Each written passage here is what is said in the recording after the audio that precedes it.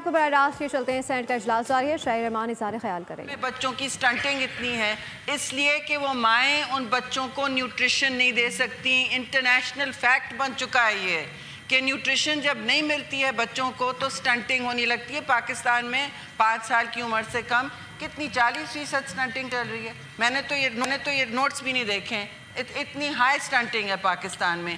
اب یہ میرا بل نہیں ہے، میں ہمیشہ کریڈٹ دیتی ہوں، میرا بل اس سینٹ نے مبارکباد پیش کروں گی 2019 نے مشترکہ طور پہ پاس کیا، مشترکہ طور پہ پاس کیا تھا، وہاں جا کے دم توڑا تھا۔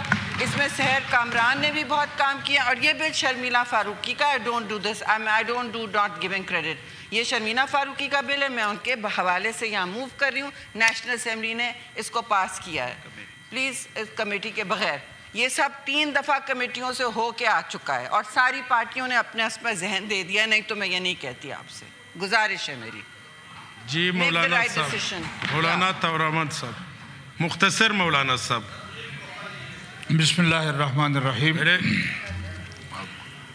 گزارش یہ ہے کہ ایک طرف تو یقیناً جس طرح محترمہ شری رحمان صاحب نے کہا کہ بچوں سے یہ حق نہیں لینا چاہیے، لیکن دوسری طرف نابالغ بچوں کے جو وارث ہیں، جو ان کے والدین ہیں، ان سے جو حق لیا جا رہا ہے وہ کیوں؟